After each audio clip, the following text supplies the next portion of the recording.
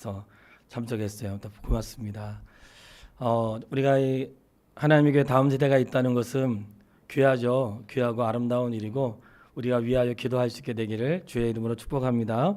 따라서 한번 해보겠습니다. 숫자를 세신 하나님. 예. 하나님도 숫자를 세세요.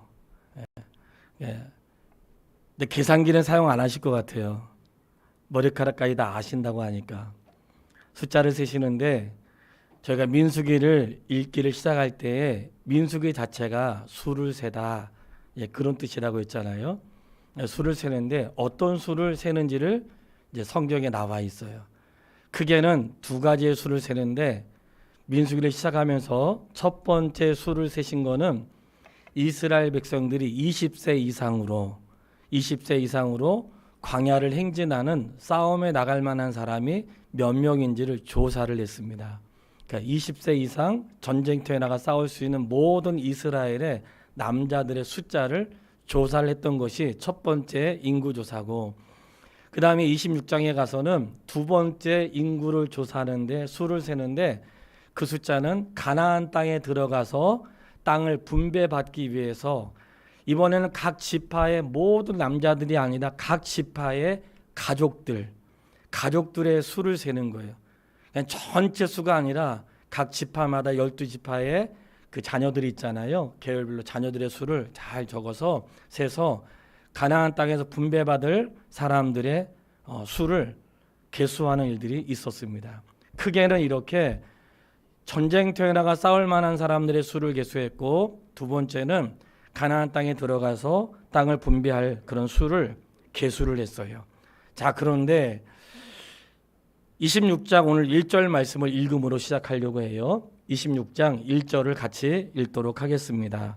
연병 후에 여호와께서 모세와 제사장 아론의 아들 엘르아살에게 말씀하여 이르시되, 자, 뭐 후에요? 연병 후에. 이 사이는 그러니까 이미 창세기 1장에서 숫자를 계산할 때하고 지금 벌써 26장은 세월이 34년이 지난 거예요.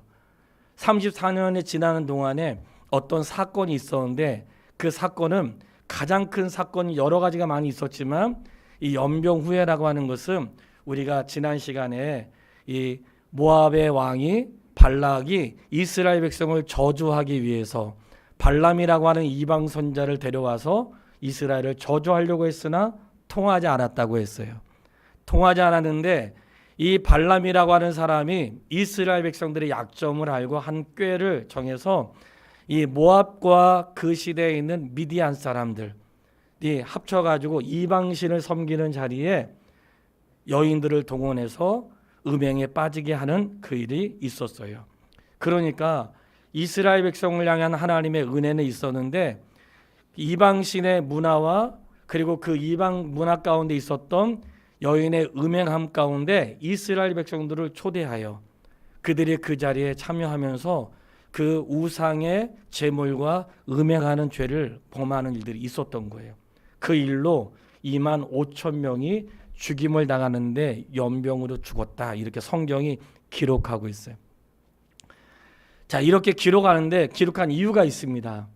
왜냐하면 하나님이 이유를 말씀하신 것은 하나님이 수를 세지 못해서나 아니면 하나님께서 숫자를 좋아하시나 우리가 그렇게 오해하면 안 되고, 성경에 숫자를 기록하신 것은 사람을 위해서예요. 우리는 숫자가 있어야 정확하게 그거를 확인하게 되고 얼마가 줄었고 얼마가 늘었고 어떤 일이 있었네, 이게 계산이 되기 때문에 국가도 1년이 지나면 1년 동안 있었던 것들을 통계를 내서 출산율이 어떻게 되는지, 그리고 경제가 성장했는지 마이너스가 되었는지 이렇게 글로 확인한단 말이죠. 그러니까 하나님은 하나님을 위해서가 아니라 우리가 눈에 목격하고 확인할 수 있도록 수를 기록하게 하신 거예요. 그러니까 성경의 수를 기록하신 것은 하나님이 사람의 역사 가운데 하나님은 어떻게 인도하셨는지를 확인하기 위해서 기록하셨다, 이렇게 이해할 수 있게 되기를 바랍니다. 이 연병 후에라고 하는 것은 이렇게 많은 사람들이 결정적인 순간에 2만 5천 명이 죽었고, 그리고 광야에서 많은 사람들이 죽었는데 사람들이 죽임을 당하고 죄 때문에 죽고 불순종에 죽고 또 나이 들어서 죽고 생애 속에 죽어가는 가운데도 이 불순종하는 가운데도 하나님이 연병 후에 엘르아살에게 말씀하여 이스라엘의 총수를 계수하라. 이 말씀은 그렇게 불순종함으로 사람들이 죽어갔어도 하나님의 뜻은 여전히 이루어지고 있다는 사실이에요. 그것을 보여주고 싶은 거예요. 성도님, 이 신앙생활하면서 정말 우리가 하나님에 대한 신뢰 가운데 기쁜 게 뭐냐면 내가 아무리 잘못하고 내가 아무리 불순종하고 아무리 하나님의 뜻을 거스르고 하나님의 뜻대로 살지 못해도 하나님의 일은 망치지 않습니다. 이게 놀라운 은혜예요. 내가 아무리 하나님을 대적하고 하나님의 뜻을 이루지 않기로 작정하고 하나님이 원하시는 것을 반대로 살아도 하나님은 하나님의 일을 이루어 나가세요. 이 사실 믿으시죠? 오늘 기운이 좀 없는 것 같다 진짜. 제가 기도원에 있다 와서 그런 거예요. 기도원의 소리 엄청 크거든요. 강요하는 건 아니에요. 신기하게도 사람들은 불순종해도 하나님은 하나님의 일을 이루어 나가세요. 그게 우리를 향한 하나님의 놀라운 사랑이라는 거예요. 그 이유는 내가 지은 죄보다도 나를 향하신 하나님의 사랑이 훨씬 큰 거예요. 우리가 그것을 생각으로는 알고 마음으로 알지만 수가 계산되지 않으면 모르기 때문에 하나님이 수를 기록하라고 하신 거예요. 그래서 우리가 통계를 통해서 하나님이 이렇게 역사하셨구나 하는 것들을 목격하게 하신 거예요. 그러니까 광야를 시작할 때에 행진을 시작할 때 이스라엘 백성들이 수를 조사했는데 그 수의 총계가 나오는데 첫 번째 조사했을 때 60만 3,550명 60만 3,550명을 계수를 했던 거예요. 그 60만 3,550명을 계수했는데 여기까지 26장까지 오는데 아주 하나님 앞에 잘못했던 아주 중요하고 굵직한 사건이 있는데 저희가 그 사건을 설교하지 않고 지나갔습니다. 왜냐하면 다른 것 때문에 설교할 수가 없었거든요. 그 사건은 이스라엘의 12지파 중에서 지도자들을 뽑아서 가나안 땅에 정탐꾼을 보냈고 그 정탐꾼이 갔다 와서 약속의 땅으로 들어가야 되는데 들어갈 수 없는 땅이라고 보고를 했잖아요. 그것을 가데스 바네아 사건이라고 해요. 이스라엘 백성이 말씀을 믿고 들어가야 되는데 보고 와서 너무 좋은 땅인데 우리가 들어갈 수 없다는 거예요. 그리고 너무 좋은 곳이지만 우리는 이길 수 없다고 그렇게 생각을 했어요. 그래서 하나님이 너희가 나를 믿지 못하고 불순종하니 이렇게 갔다 온 이 시대 20세 이상으로 계수되었던 60만 3,550명은 가나안 땅에 들어가지 못할 것이다. 이렇게 말씀하신 거예요. 그러니까 앞으로 이런 사건이 있은 다음에 38년이 지나는 동안에 몇 명이 죽었을까요? 기본적으로 성경에 기록된 60만 3,550명이 죽어야 가나안 땅에 들어가는 거예요. 하나님의 말씀은 거짓말하지 않으시기 때문에 20세 이상으로 전쟁터에 나갈 계수를 냈고 너희가 하나님 말씀을 믿지 못했으니 이 광야 동안에 60만 3,550명이 죽는 그런 시간들이 있는 거예요. 설교를 다 하지 못했지만 그날 이후에 저희가 민수기를 읽는 동안에 부정하거든 이 부정함이 나오는데 이 부정한 것은 어떨 때 부정하다고 말씀하시냐면 시체를 만졌거나 가족 중에 죽는 사람이 있을 때 그 사람은 하나님 앞에 나가지 말고 정결한 예식을 통해 주 앞에 나오라. 이런 규례가 그 사이에 있어요. 왜 그랬겠어요? 60만 3,550명이 하루에만 죽어도 계속해서 38년 동안 매일매일 우리가 장례를 치르는 것처럼 그런 일이 반복적으로 있으니까 죽음이 있는 곳에 정결하는 방법을 하나님께서 말씀해 주신 거예요. 그리고 이 모압과 미디안이 합해가지고 이스라엘 백성들을 범죄에 빠뜨렸는데 그때 25만 명이 죽었는데 우리가 말씀을 통해 깨닫는 것은 이러한 모든 과정이 그때 가나안 땅에 정복하고 왔던 그리고 불신했던 사람들 20세 이상의 그 사람들의 수가 정리가 돼야지만 새로운 땅으로 간다는 약속의 말씀을 시행하는 데 있어서 바로 앞에가 가나안 땅을 앞에 놓고 모압 땅에서 이렇게 25만 명이 죽은 거예요. 바로 그렇게 연병 후에 하나님이 엘르아사를 통해서 이스라엘 총수를 조사하라. 이게 두 번째 인구 조사가 되는 거예요. 이 두 번째 인구 조사는 왜 했다고요? 가나안 땅에 들어가서 땅을 분배하기 위해서 전체 수 가운데 특별히 각 지파의 가족들의 수를 정확하게 계수하라 그랬습니다. 자, 26장 2절 말씀이에요. 같이 읽겠습니다. 이스라엘 자손의 온 회중의 총수를 그들의 조상의 가문을 따라 조사하되 이스라엘 중에 20세 이상으로 능히 전쟁에 나갈 만한 모든 자를 계수하라 하시니. 자, 모든 자를 계수했습니다 하면서 계수를 쭉 해요. 계수하는데 여기서 두 지파만 말씀을 드리려고 해. 다 말씀드릴 수가 없고 두 지파는 하나는 시므온 지파예요. 시므온 지파는 12절로 13절에 나오는데 각 지파에 몇 명이 남았는지를 기록하고 있거든요. 근데 시므온 지파가 나오는데 이 시므온 지파는 굉장히 많이 죽임을 당해요. 왜냐하면 시므온 지파는 12절로 13절까지 나오는데 이 시므온 지파는 처음에 1차 인구 조사를 할 때에는 59만 3천 명으로 조사가 됐었는데 38년이 지나가지고 2차 조사를 할 때는 22만 명으로 조사가 된 거예요. 인구의 63%가 감소가 된 거예요. 시므온 지파가. 그러면 왜 그렇게 됐을까? 그거는 바로 지난 시간에 있었던 앞에 있었던 25장에 이런 모압과 그 시대의 사람들, 이 우상 숭배와 더불어서 음행했던 일에 누가 주도적으로 참여했는가? 시므온 지파가 참여한 거예요. 그때 중점적으로 참여했던 사람들이 시므온 사람들이었고 시므온 지파의 사람들이었고 그때 25만 명이 죽었을 때에 그때 시므온 사람들이 많이 참여했기 때문에 가장 적은 수가 되었다는 거예요. 처음에 인구 조사를 할 때에는 12지파 가운데 세 번째로 많은 수였는데 범죄로 인해서 그 수가 가장 적은 수가 되었어요. 12지파 가운데 가장 적은 수가 된 이유는 시므온 지파의 족장이었던 시므리의 범죄 때문에 그랬고 거기에 참여한 사람들 때문에 그랬다는 것을 기록하게 남기신 거예요. 이 말씀의 의미를 보면 하나님께 범죄한 자들의 끝을 보게 하시는 거예요.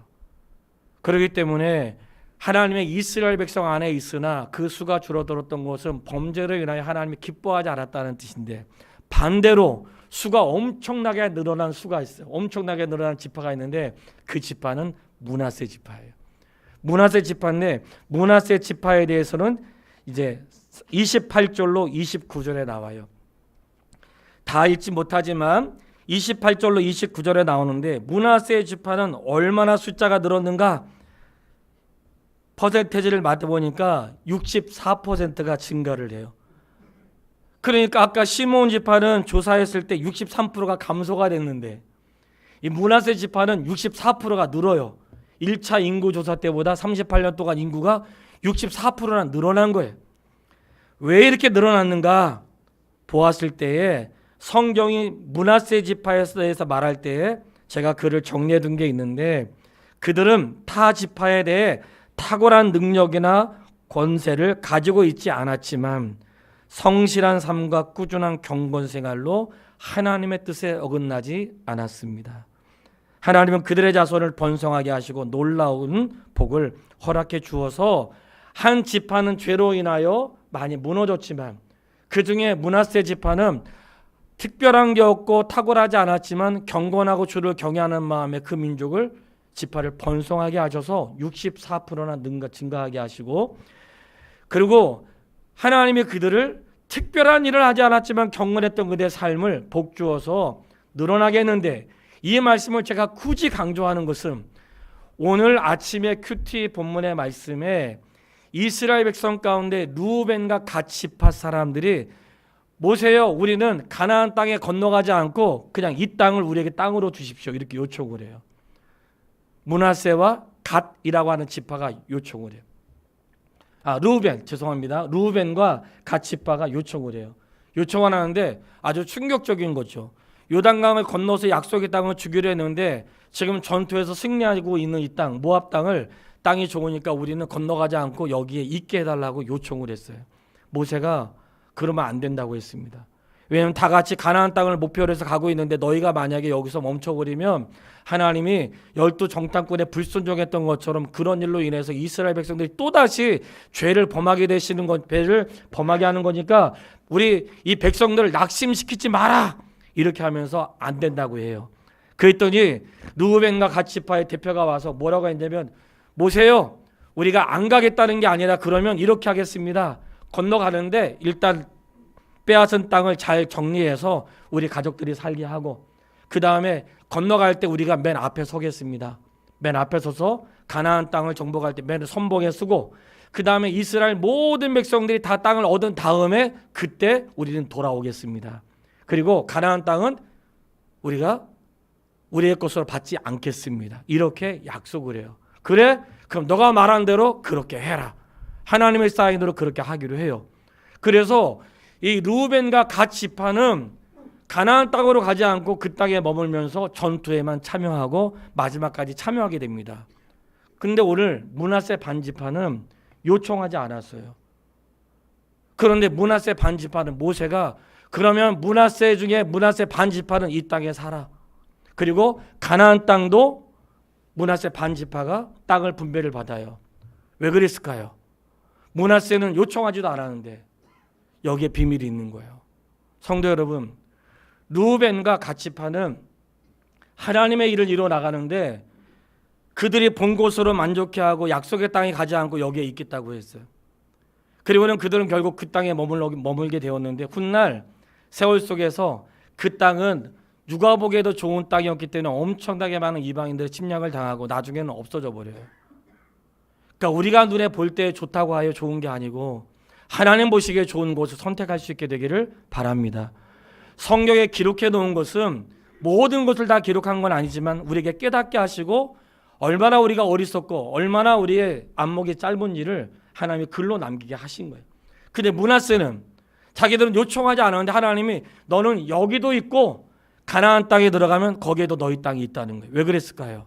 그들은 요청하지 않았지만 모압과의 전투에도 열심히 참여하고 가나안 땅에서 열심히 했는데 하나님은 그들은 요청하지 않았지만 그들의 수고와 애씀을 아셨고 므낫세 지파가 64%나 증가했다고 했잖아요. 증가했기 때문에 그 땅을 하나님이 그들에게 복을 주셔서 너는 가나안 땅을 들어가기 전 요단 서편에서도 땅을 분배받고 들어가서도 땅을 얻으라고 말씀을 하세요. 제가 그 다음 말씀 얘기하지 않아도 깨달음이 있을 거라 생각이 들어요. 성도 여러분, 이 땅에 사는 날 동안 하나님의 일을 행하시는데 내가 무언가 요청해서 주시는 게 아니고 하나님은 우리의 필요한 바를 다 알고 계십니다. 때로 내가 요청한 것이 나보기에 좋을 수 있고 아름다운 것이라 여길 수 있지만 하나님이 허락하신 것이 훨씬 좋다는 것을 깨달을 수 있는 지혜도 있게 되기를 바라요. 르우벤과 갓 지파가 그 땅을 요청했지만 그 땅은 모든 사람들이 보기에도 좋은 곳이었다고. 다른 지파 사람들이 몰라서가 아니에요. 마치 예수님이 예루살렘에 들어가시는데 12 제자 가운데 야고보와 요한의 어머니가 와서 예수님 예루살렘에 들어가시면 저희 아들을 예수님 우편에 좌편에 앉게 해주세요. 그렇게 말했을 때 다른 제자들이 분노했습니다. 그들도 다 그런 마음이 있는데 말하지 않았을 뿐이에요. 근데 그들은 대표로 말을 했던 거예요. 그때 예수님께서 말씀하세요. 우편과 좌편에 앉는 것은 주께서 하실 일이다. 그 말씀을 하세요. 오늘 우리가 주 앞에 살아가는 날 동안에 우리가 요청하는 것을 우리가 할 수 있지만 결정은 하나님이 하시는 거예요. 내가 요청하지 않았다 할지라도 경건하게 살고 그의 뜻대로 살고 능력 있는 삶은 아니었지만 주어진 삶을 살아갔을 때에 하나님이 므낫세 반지파는 요단 서편에 므낫세 반지파는 요단강을 건너서 약속의 땅에 머물게 하신 것은 이 시대에 하나님을 경외하며 사는 자들에게 주시는 복을 기록해 놓으셨다고 믿습니다. 성도님, 그런 하나님의 은혜를 깨닫고 믿음 안에 살 수 있게 되기를 주의 이름으로 축원합니다. 그러면서 가나안 땅에 들어가 수를 계수했을 때에 명수를 너희들이 명수대로 숫자를 다 모으고 그리고 숫자를 다 정하면 가나안 땅 들어가서는 제비를 뽑아서 그 땅을 난도록 하신 것은 한 사람이라도 낙심하거나 어떠한 그 욕심을 부리지 않도록 하기 위하여 제비를 뽑아서 땅을 분배했습니다. 그리고 저희가 읽었던 오늘 본문의 말씀 63절로 65절 말씀을 같이 한번 보겠습니다. 63절로 65절 63절 65절 이는 모세와 제사장 엘르아살이 계수한 자라. 그들이 여리고 맞은편 요단과 모압 평지에서 이스라엘 자손을 계수한 중에는 모세와 제사장 아론이 시내 광야에서 계수한 이스라엘 자손은 한 사람도 들지 못하였으니. 자, 일단 멈출게요. 처음에 계수한 사람 중에서 한 사람도 들지 못하였으니, 그리고 그 다음에 이는 여호와께서 그들에게 대하여 말씀하시기를 그들이 반드시 광야에서 죽으리라 하셨습니다. 자, 여기까지. 그러면 그들은 광야에서 다 죽어야 되잖아요.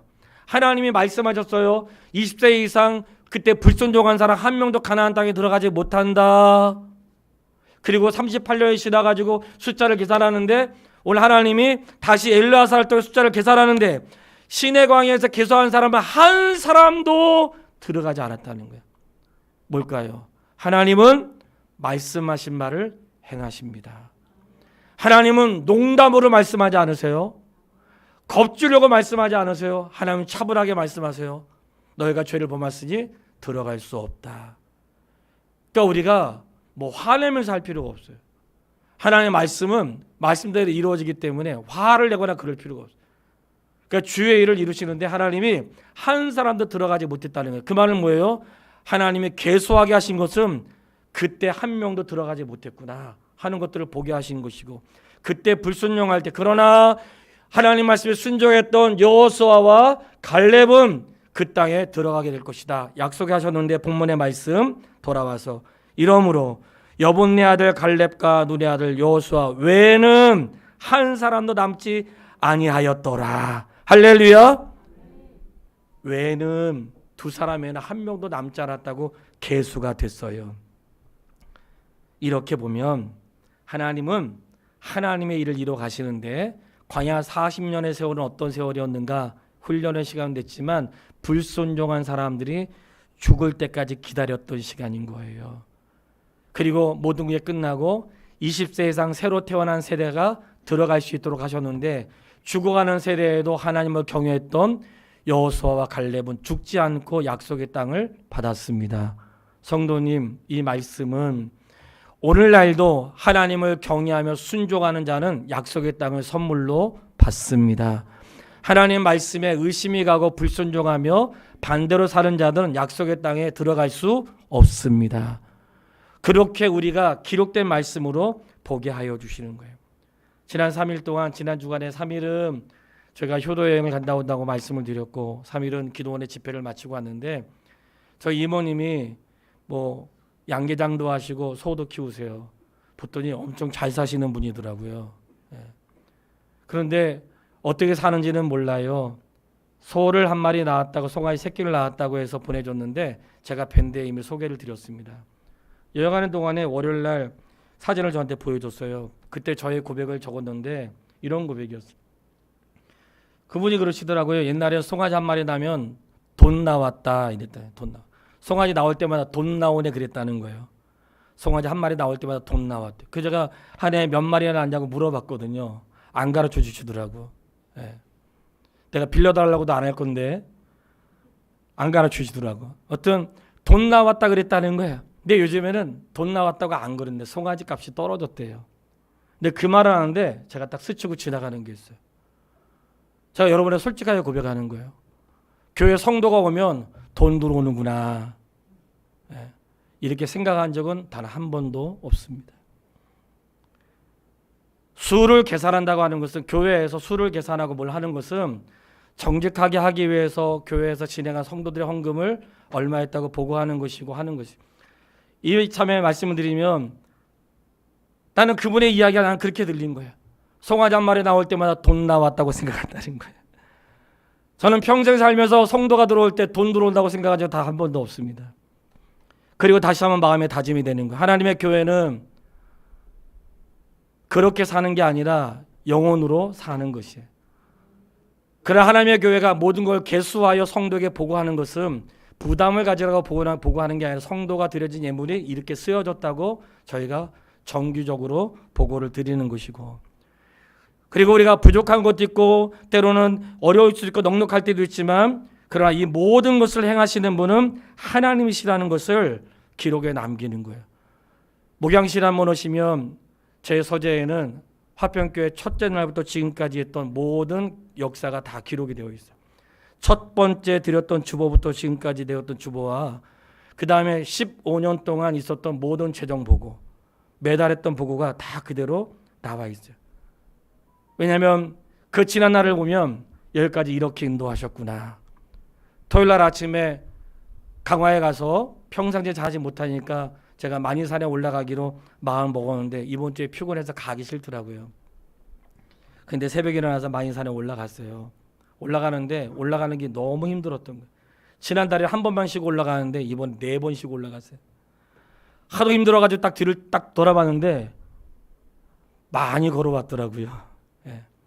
그때 묵상이 된 거예요. 하나님, 지난 날을 힘들어서 너무 힘들어가지고 지난 날을 가야 될 길도 있지만 너무 힘들어 지난 날을 딱 돌아봤는데 이미도 많이 왔더라고요. 성도님, 우리가 생애를 사는 날 동안에 힘들고 어렵고 지치고 마치 등산하듯이 어려울 수 있잖아요. 그때 뒤를 돌아봐 보세요. 여기까지 온 것 하나님의 은혜인 줄 믿습니다. 그리고 우리가 가야 될 목표도 있지만 여기까지 하나님의 은혜로 온 거예요. 숱한 시간들을 지나면서 온 거예요. 광야 40년의 세월 가운데 그렇게 수많은 사람들이 죽어가고 수많은 사람들이 12 정탐꾼 가운데 한 명도 남은 사람이 없이 다 죽었는데 2사람만 남았대요. 그럼 인구가 줄어들어야 되잖아. 근데 놀랍게도 인구가 줄어들지 않았다는 사실이에요. 그 말씀이 51절에 읽었던 말씀이에요. 51절을 보면 이스라엘 자손의 계수된 수가 60만 1730명이었더라. 이 말씀을 기록한 것은 계산을 해보니까 명수대로 계산하여 확인을 했더니 60만 1730명이 계수가 되었는데 첫 번째 인구 조사를 했을 때보다도 1820명이 줄은 거예요.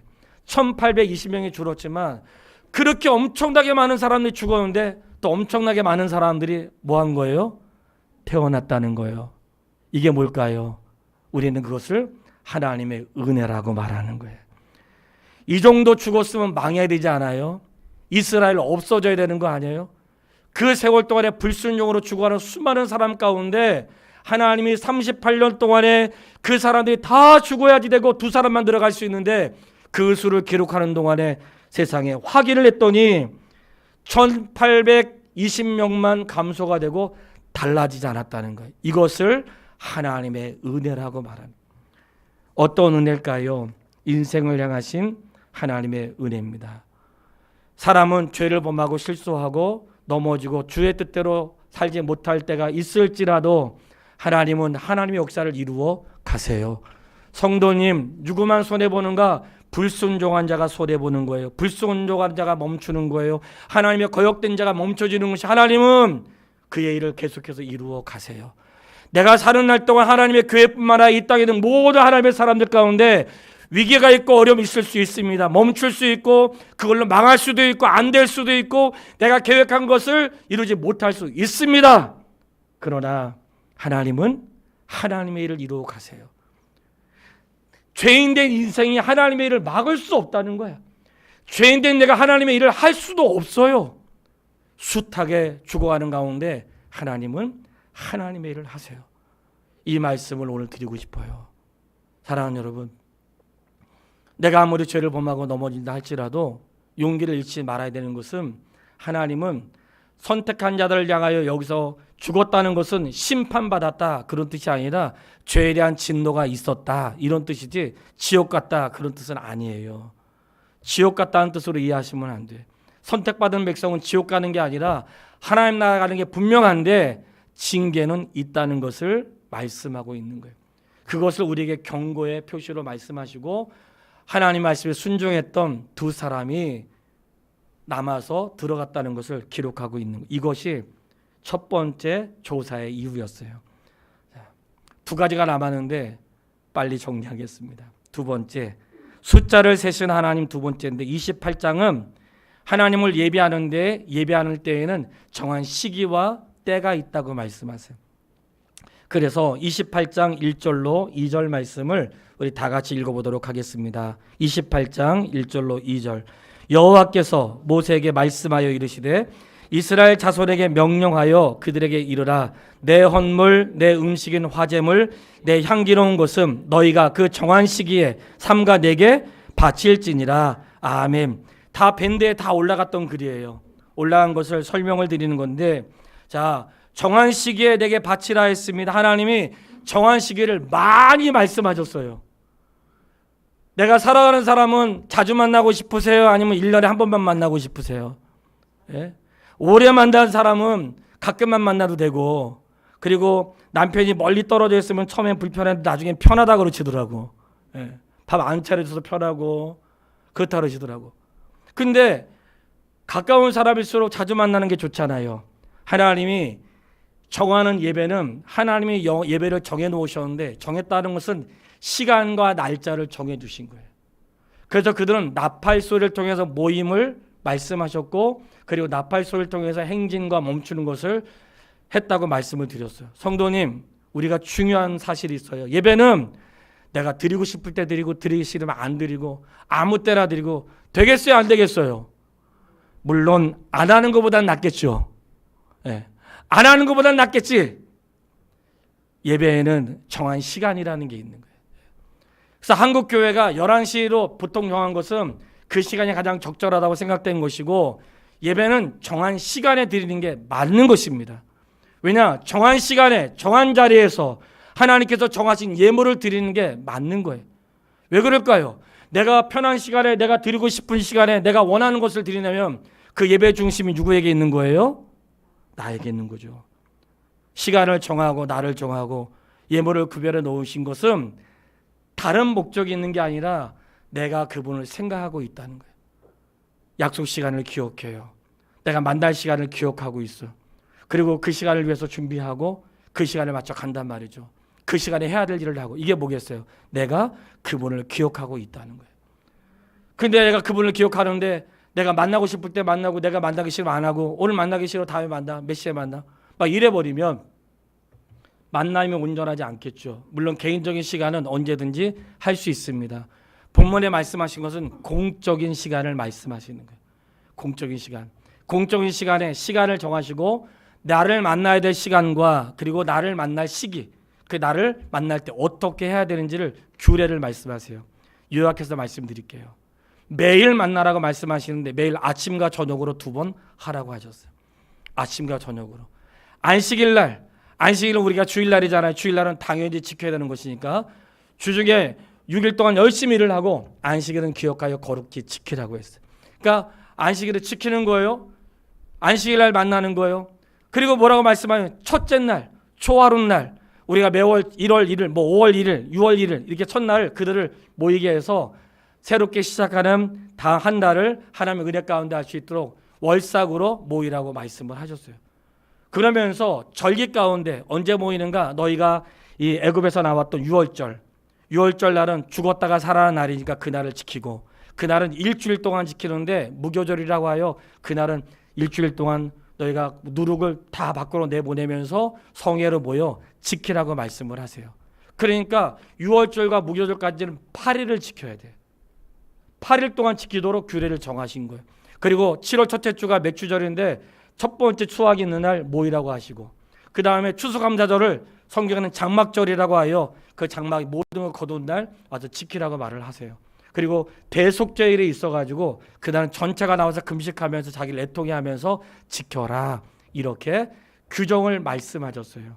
그러면서 각 지킬 때마다 번제는 몇 마리 드리고 소제는 어떻게 드리고 너희가 거기 전제를 드리라고 마리수까지 다 정해놓으셨어요. 매일 또는 주일날. 그리고 심지어는 장막절, 제가 추수감사절을 가장 큰 절기라고 작년에 처음 제가 말씀드렸어요. 이 말씀을 드린 이유는 가끔은 이렇게 성도님들이 정확히 알고 있어야 되는데 성도님들의 어떠한 형편과 삶에 부담이 될까 봐 제가 잘 말씀 안 드리고 신앙생활만 잘하세요 그런 일들을 많이 했기 때문에 부담 주지 않으려고 굉장히 노력을 많이 하거든요. 근데 작년에 처음으로 추수감사에 대한 의미를 말씀을 드렸어요. 추수감사절날 그날은 보통 드린 게 아니에요. 그냥 보통 드린 게 아니라 평상시에 2배로 드리는데 이 성경에 저희가 올라온 밴드에 한번 확인해 보세요. 나와 있는데 어떻게 드렸는가 성도님 제가 중요한 거 가르쳐 드리는 거예요. 그들이 주 앞에 나갈 때 정한 날 하나님이 정한 예물을 드릴 때 우리 다 예물 구별해서 드리잖아요. 우리 헌금이라고 하고 액수보다는 내가 그분을 만난 감사의 표현을 드리는데 보니까 매일 드리는 게 있고 당시에는 안식일 날 드리고 절기 때 또 구별하여 드리잖아요. 근데 절기가 1월 1일 날 첫째 날 걸릴 수도 있겠죠. 그 절기가 주일 날도 될 수 있잖아요. 그러니까 그러면 절기라는 게 내가 매일 주께 나가는데 그날이 안식일이면 또 그날이 안식일 날이 또 첫째 날이면 또 만약에 그날이 추수감사절이면 이게 지금 절기가 3가지가 지금 이렇게 모여 있는 거잖아요. 예를 들면 오늘 우리가 추수감사절을 절기를 보내. 절기를 우리가 주일날 드리잖아요. 대부분 절기헌금할 때 대부분 어떻게 하시냐면 절기헌금을 한 번만 딱 이렇게 하세요. 보통은. 제가 성도들 볼 때 그래. 근데 저는 그렇게 하지 않아요. 사실 제가 그걸 알아서 했던 건 아니에요. 저는 매주 제가 감사 예물을 드리는데 그때 절기 예물은 절기 예물로 드리고 감사 예물은 감사 예물을 따로 드렸거든요. 그런데 성경에 난 이게 있었다는 것을 몰랐어요. 저도. 성경이 있는데 이렇게 말씀하세요. 너가 매일 하는 것은 매일 하고 절기 때에는 절기 것을 구별하여 하라고 말씀하세요. 심지어는 그날이 초하루가 걸리면 초하루에 정해진 예물이 있거든요. 그거는 그거대로 해라. 이렇게 말씀하세요. 엄청 부담되시죠? 오늘 오지 말았어야 되는데. 예.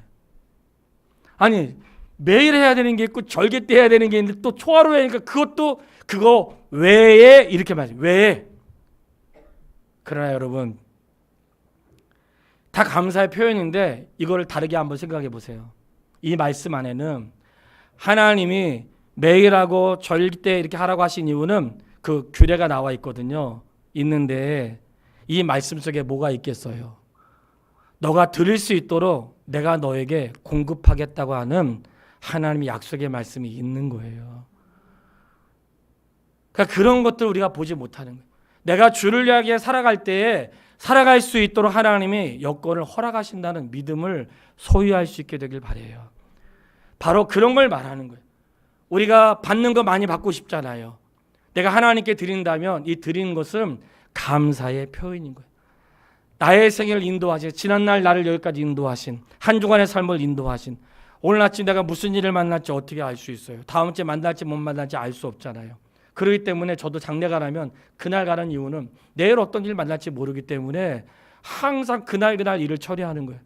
왜냐하면 하고 싶은 하야될 일은 많은데 안 되는 거예요.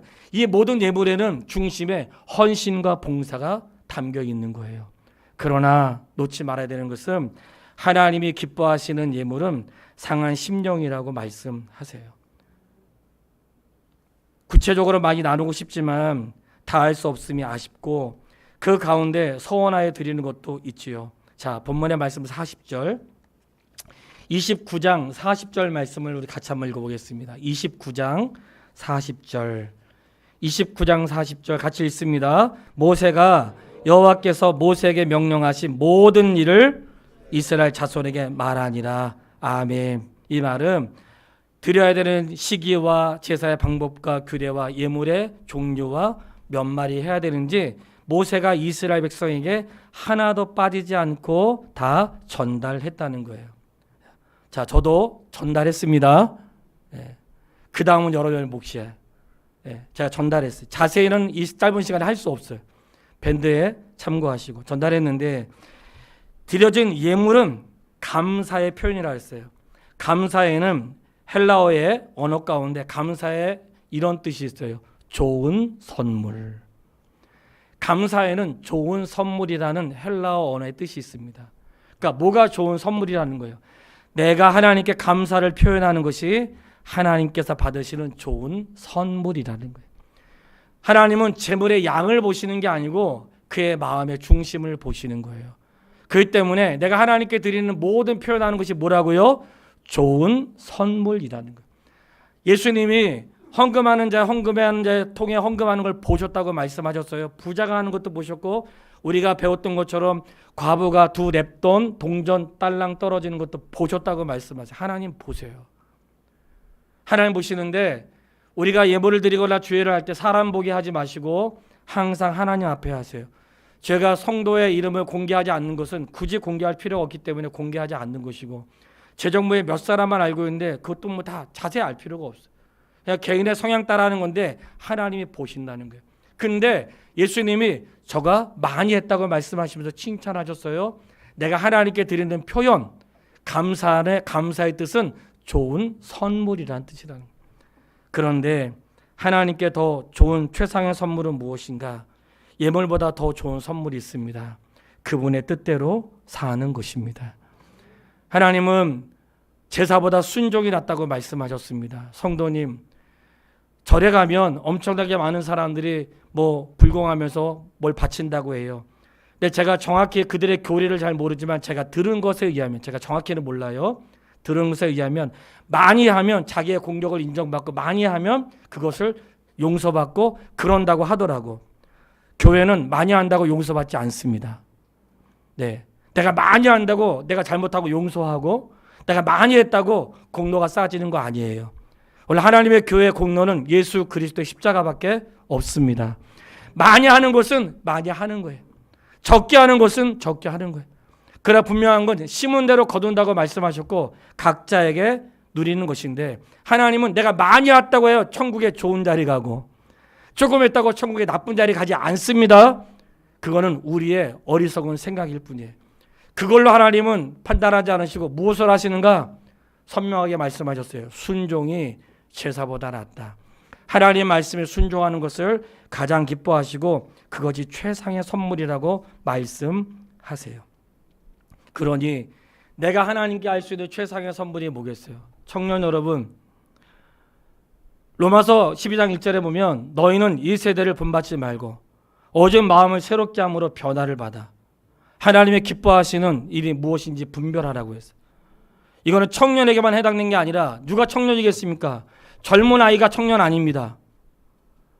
나이는 젊지만 생각이 젊지 못하고 어린아이 같은 자도 있어요. 어른은 나이는 들었지만 생각이 젊고 젊은 분들이 있습니다. 청년은 젊은 사람들을 말하는 게 아니에요. 하나님의 뜻을 이루는 사람들이 전부 다 청년이고, 이 세대 가운데 하나님이 정말로 원하시는 게 뭐겠어요? 이 세대를 본받지 말고 오직 마음을 새롭게 함으로 변화를 받아 하나님이 기뻐하시고 원하시는 뜻이 무엇인지 분별하라는 거예요. 그것이 하나님께 드리는 가장 최상의 선물이라고 말씀하세요. 자, 한 가지가 더 있는데 마무리하겠습니다. 한 가지는 31장에 나와요. 31장인데 31장에 전투가 일어나가지고 그 당시에 이스라엘 백성들을 넘어뜨렸던 모압과 미디안을 하나님이 정복하세요. 할렐루야. 여러분, 모압과 미디안이 이스라엘 백성들을 실족하게 하여 우상숭배에 빠지고 음란에 빠지게 해가지고 2만 5천 명이 죽었지만 하나님이 싸워서 그들을 전멸시켜요. 각 1,000명씩, 각 지파마다 1,000명씩 1,000명씩 모아가지고 싸워가지고 진멸을 해버려. 원수는 진멸하는 거예요. 하나님의 백성들을 망치거나 하나님의 백성들을 거절한 자는 마치 하나님에게 한 것으로 여기세요. 하나님과 하나님의 백성은 한 몸이에요. 예수 믿는 자와 하나님은 한 몸입니다. 따로 떨어져 있지 않아요. 예수 그리스도가 내 영으로 계시기 때문에 나와 주님은 하나로 있는 것이에요. 그렇기 때문에 그들을 진멸하세요. 아예 진멸하시는데, 진멸하는 가운데 그들이 또 죄를 범했지만 일단 넘어가겠습니다. 진멸할 때 모든 걸 진멸한 다음에 남은 것들, 소, 양, 그들의 물건, 금, 폐물 이런 거 있잖아요. 다 전리품을 모아오라고 했어요. 계수를 해요. 여기서 또 계수가 나와요. 자, 31장 25절로 26절. 31장 25절로 26절. 자, 세 번째 계수예요. 같이 읽겠습니다. 여호와께서 모세에게 말씀하여 이르시되 너희는 제사장 엘르아살과 회중의 수령들과 더불어 이 사로잡은 자들과 짐승들을 계수하고, 계수라는 것은 낱낱이 세웠다는 거예요. 낱낱이 세워서 왜 세웠을까요? 자, 전부 다 걷었어. 다 걷었어요. 다 걷어가지고 짐승은 짐승대로, 소는 소대로, 양은 양대로, 폐물은 폐물대로 다 거두었습니다. 그리고 지금부터 정리하는 거예요. 자, 지금부터 나누겠습니다. 어떻게 나누는가? 모든 폐물의 반을 딱 짐승의 폐물, 짐승의 반, 폐물의 반을 딱 나눠서 반은 전쟁에 참여했던 군사들에게 주고, 전쟁에 참여했던, 생명을 걸고 참여했던 군사들에게 전리품의 반을 주고, 반은 참여하지 않았지만 이스라엘 회중들에게 반을 나누어 주었어요. 그리고 전쟁에 참여했던 그 사람들에게 반을 주었다고 했잖아요. 각 지파마다 1,000명이고 12,000명이 참석했으니까 그들이 받았던 재물 가운데 500분의 1, 그들이 받았던 군인들, 군사로 참여했던 자들의 500분의 1은 여호와께 바쳐서 그것은 아론의 제사장들의 몫이 되게 하라. 그래서 그들이 거기에서 500분의 1을 여호와께 바쳐서 제사장의 몫으로 드렸고, 회중들이 각자 나눠받은, 회중들이 전투에 참여하지 않았지만 회중들이 나눠받은 반 가운데 50분의 1을 걷어서 성막에서 돕는 레위인들의 몫으로 주라고 했어요. 정리하겠습니다. 왜 그렇게 했는가? 전투에 나가서 싸우는 사람만 싸우는 게 아닙니다. 전투에 나가서 싸울 수 있도록 집에서 돕는 사람들, 후원하는 사람들, 식사거리를 준비하는 사람들, 돌보는 사람들도 다 하는 것이에요. 우리가 돌아보면 밖에 나가서 일하는 사람만 일하는 거 아니에요. 집에서 도와주지 않으면 할 수 없는 거예요. 당신은 집구석에 앉아가지고 뭐 하는 게 있다고 하는 거 많습니다. 그럼 반대로 말할 수 있는데 당신은 밖에 나가가지고 뭐 하는 게 있다고 이렇게 말할 수 있는 거예요. 똑같은 거예요. 전쟁터에 나간 사람이나 안에 있는 사람이나 자기 역할이 다를 뿐이지 같은 거예요. 몫을 똑같이 나눈 거예요. 그 가운데 여호와의 것을 구별하여 드렸습니다. 성도님, 이것은 선교제에 나가 있는 사람이나 후원하는 사람이나 같다는 걸 말씀하는 거예요. 우리가 누군가를 후원하고 섬길 때 그들은 엄청나게 대단한 것 같고 우리는 아무것도 아닌 것 같지만 그렇지 않습니다. 뭔가 누군가를 후원하고 누군가의 미래를 후원하고 학생들의 미래를 후원하고 선교지를 후원하는 것은 전쟁터에 나가 현장에 있는 애들을 돕는 것이나 그를 돕는 자도 상급은 같습니다. 하나님이 왜 계수하게 하셨을까요? 이제 이유가 되죠. 이거를 기록하지 않으면 알 수 없으니까 하나님이 계수하게 하신 거예요. 그래서 이런 모든 걸 통해서 놀라운 하나님의 은혜를 이루게 하시는데 아주 놀라운 말씀이 31장 48절로 50절 드디어 결론에 왔습니다.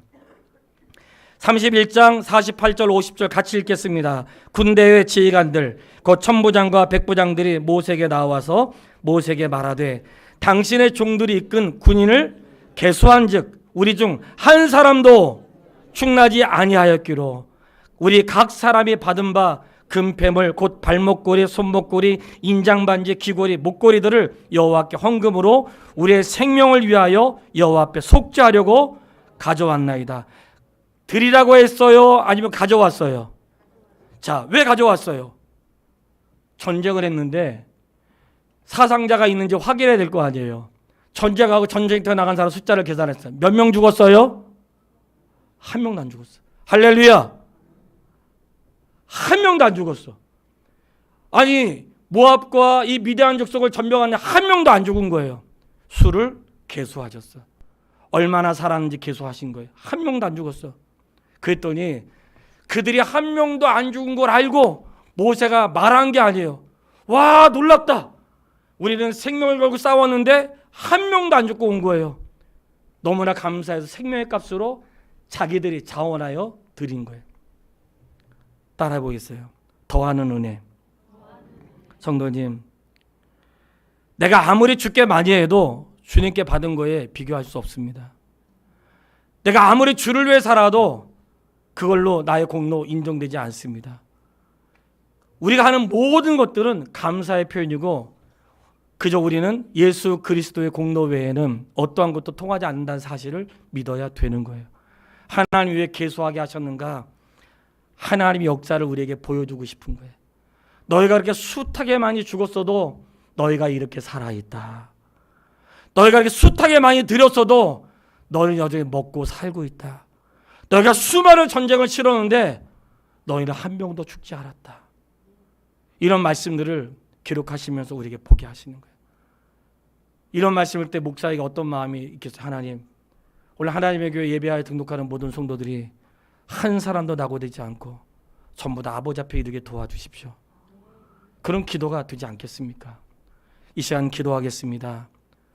기도하는데 받은 은혜 많잖아요. 감사하며 사세요. 하나님이 기록하게 하신 것은 지난 날을 돌아보면서 잊어버리니까 수를 기록하시면서 하나님의 은혜였구나. 내가 죄악 가운데 있었지만 생명 주신 건 하나님의 은혜였구나. 내가 그렇게 많이 드렸지만 여전히 잘 살고 있는 것은 지속적으로 주신 하나님의 은혜가 있었다는 것이고, 수많은 전투가 있고 죽음 가운데 생명을 건 곳에서 나를 살려주신 것은 하나님의 은혜구나 하고 말하지 않았으나 더하여 했던 마음이 있었다는 거예요. 은혜는 더하는 것입니다. 현재의 고난은 장차 우리에게 나타날 영광과 좋게 비교할 수 없도다. 기도하겠습니다. 이 시간 조그맣게라도 내 마음을 표현하여 기도하겠습니다. 하나님, 비교할 수 없습니다. 내가 아무리 드려도 비교할 수 없습니다. 아무리 멋지게 살아도 비교할 수 없습니다. 깨달은 말을 쫓아 잠깐 기도하겠습니다. 살아계신 아버지 하나님, 은혜를 참으로 감사합니다. 주님의 은혜가 너무나 크고 놀랍습니다. 너무나 놀랍습니다. 기록되지 않았으면 몰랐을 것들을 기록되게 하심으로 알게 하시고 보게 하여 주셨습니다. 하나님, 그렇게 많은 불순종과 원망 속에서도 생명을 주시고 살려주시고 인도하셨던 하나님의 은혜가 있습니다. 아버지 하나님, 저희를 붙잡아 주시고 많이 드릴 수 있는 것은 우리에게 많이 허락하신 하나님의 뜻으로 깨닫습니다. 숱한 인생의 위기와 전쟁 속에서 한 명도 죽지 않고 살게 하신 아버지, 우리 믿음의 가족들 한 사람도 죽지 않고 살아서 아버지 앞에 설 수 있도록 인도하여 주시옵소서. 더하는 은혜가 우리에게 있게 되기를 소원하며 예수님의 이름으로 기도했습니다. 아멘. 아버지 하나님, 이루 말할 수 없습니다. 그렇게 많은 불순종과 원망에도 죽어가는 가운데도 살려주시고 잃어가는 가운데서도 얻게 하시고, 그렇게 많이 드렸다고 말할지라도 또다시 우리에게 공급하시는 하나님의 은혜가 놀랍습니다. 현재 우리의 삶은 장차 누릴 영광과 좋게 비교할 수 없음을 깨닫습니다. 아버지 하나님, 평생 사는 날 동안 하나님을 향한 아름다운 고백과 감사의 선물을 드리되 우리가 받은 것이 얼마나 크고 많은지 깨달을 수 있는 지혜도 있게 하여 주시옵소서. 아버지, 인생의 전쟁터에서 한 명도 죽지 않고 그들을 보호해 주셨던 것처럼 이 땅에 주의 자녀를 보호하여 주시고 한 사람도 낙오됨 없이 모두 아버지 앞에 이르게 도와 주시옵소서. 사랑합니다. 예수님의 이름으로 기도했습니다. 아멘. 일어나셔서 620장 3